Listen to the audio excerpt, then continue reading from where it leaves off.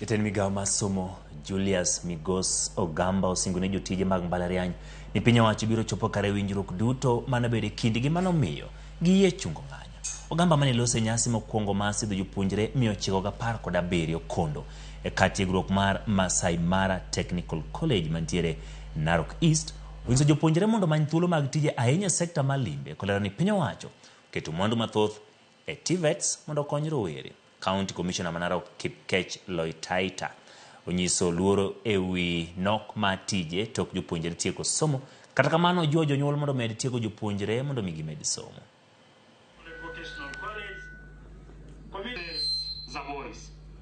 I wish to thank the University Workers Union, the Kenya University Staff Union and the University's Academic Staff Union for agreeing to end their strike and to return to work. I commend them for allowing the opportunity for productive dialogue in addressing the concerns of university staff.